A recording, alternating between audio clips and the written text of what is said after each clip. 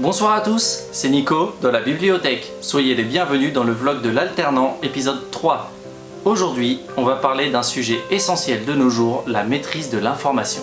Rappelez-vous de l'époque pas si lointaine où pour récupérer une information, on devait aller au CDI ou à la bibliothèque municipale et faire des centaines de photocopies. Cette époque-là est heureusement révolue grâce à l'accès à Internet. Ce qu'Internet nous a apporté, c'est un accès illimité à des informations. Et le problème est là, c'est l'illimité. En effet, nous sommes dans un phénomène de surinformation. L'accès à Internet vous donne accès à beaucoup trop de choses. La vidéo d'aujourd'hui a pour but de vous donner quelques clés afin de mieux orienter vos recherches.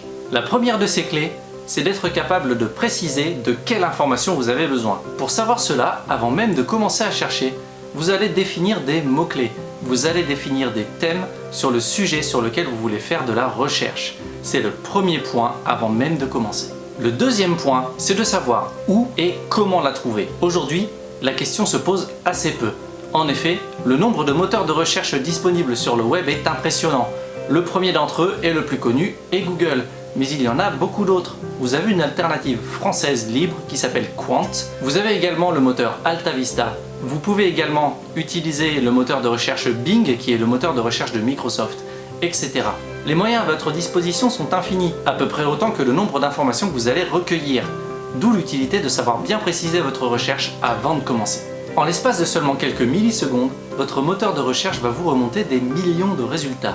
La troisième clé du principe de la recherche, ça va être de filtrer vos résultats par pertinence. Par défaut, votre moteur de recherche va vous donner des résultats qui vous correspondent, mais ce ne seront pas forcément les résultats les plus pertinents. Il va se baser sur votre utilisation quotidienne du web.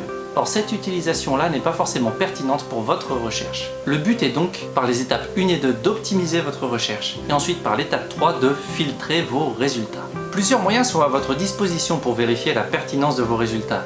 Si un article que vous lisez cite ses sources, c'est un moyen très sûr de savoir si votre article est fiable. Un autre moyen, c'est d'utiliser un site de fact-checking.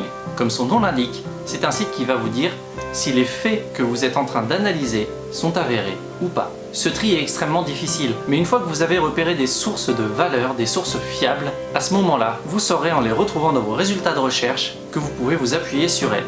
Pour un sujet spécifique, appuyez-vous sur des sites spécifiques. Par exemple, si vous faites des recherches sur le domaine de la science, vous verrez régulièrement revenir un certain nombre de magazines. Futura Science ou Science et Avenir par exemple. Ces magazines ont été éprouvés. Vous pouvez donc d'ores et déjà vous fier à eux. Quoi qu'il en soit, une fois que vous avez trouvé un certain nombre de sources fiables, et si vous voulez continuer à recevoir des informations de la part de cette source, vous pouvez utiliser ce qu'on appelle une méthode de curation.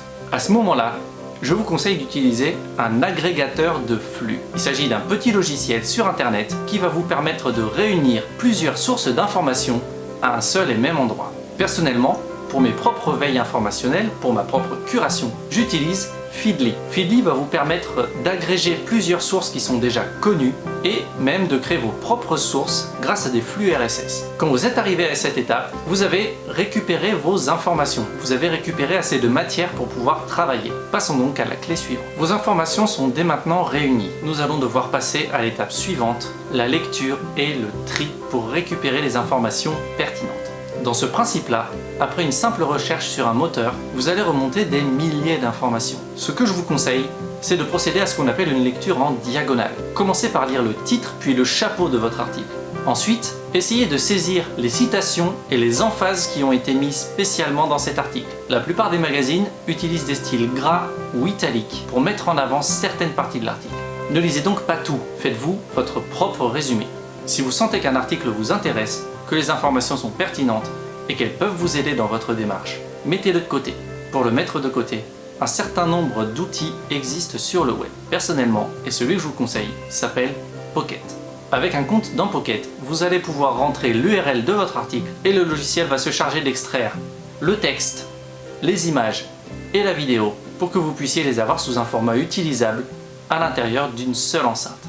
Vous avez maintenant fait votre recherche, vous avez collecté l'information et vous avez commencé à trier l'information pertinente. Tout n'ira pas forcément dans votre sens. Vous devez donc maintenant faire une analyse critique des données que vous venez de recueillir. Cette analyse va vous servir sur plusieurs points. En effet, même si la source est pertinente, elle n'ira pas forcément dans votre sens, ce qui vous donnera des contre-arguments. dans le cadre d'un exposé, d'un mémoire ou d'un travail sur un projet. Cela vous permettra de réunir des contre-arguments. Ces contre-arguments vous serviront lors de votre propre argumentation. Cherchez alors un moyen de les contrecarrer. Faites-en un outil pour votre propre argumentation. Vous avez donc fait votre recherche, récupéré votre information, collecté votre information, déterminé sa pertinence.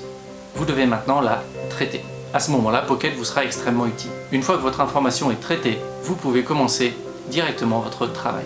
Aujourd'hui, la veille informationnelle est devenue quelque chose de difficile, car le nombre de sites de désinformation ou le nombre de sites qui contiennent des informations erronées sont légion. En effet, il suffit de voir le nombre d'articles sur le sujet de la superlune pour se rendre compte que les gens ne savent pas de quoi ils parlent, même dans certains médias très connus. Un journal généraliste n'a pas vocation à parler d'astronomie ou d'astrophysique, et très souvent quand ils en parlent, ils se trompent. Ma passion pour l'aéronautique m'amène souvent à péter des câbles de 20 km de long sur des articles qui ont été mal écrits, mal construits ou faits par des gens qui ne comprennent pas de quoi ils parlent. Alors d'accord, l'astronomie et l'astrophysique sont des sujets assez nébuleux et l'aéronautique est un sujet dont on ne parle pas beaucoup. Alors imaginez pour un sujet courant, mettez toujours en doute ce que vous lisez et ce que vous voyez. Ce que vous devez développer avant tout, c'est votre esprit critique. Vous devez être capable de vous dire que ce que vous lisez n'est pas forcément la vérité, peu importe d'où cela vient. Dites-vous bien qu'à une époque, Aristote pensait avoir raison et le reste du monde pensait qu'Aristote avait raison. Aujourd'hui, nous savons de sources sûres et nous avons démontré scientifiquement que sur énormément de choses, Aristote avait tort. Notre vision du monde est limitée au savoir que nous avons engrangé au fil des années. Notre vérité scientifique d'aujourd'hui n'est pas celle d'hier et ne sera sans doute pas celle de demain. C'est pourquoi vous devez manipuler ces informations avec prudence et toujours aiguiser votre esprit critique. Résumons donc une dernière fois. Définissez correctement votre recherche, collectez vos informations, traitez-les et argumentez. Aujourd'hui, comme vous pouvez le remarquer, j'ai un petit peu plus de facilité à regarder la caméra et surtout à bien tenir correctement dans mon cadre. Vous savez à quoi c'est dû ? C'est dû au fait qu'aujourd'hui j'ai un cadreur. Je tiens donc à remercier mon épouse qui m'aide à monter ce journal. Maintenant, il est temps pour moi d'aller argumenter avec mon épouse sur le fait que je suis un mauvais orateur qui bafouille. Alors prenez soin de vous, passez une très bonne soirée, prenez soin de vos proches et surtout n'oubliez pas, c'était Nico qui fait le rigolo.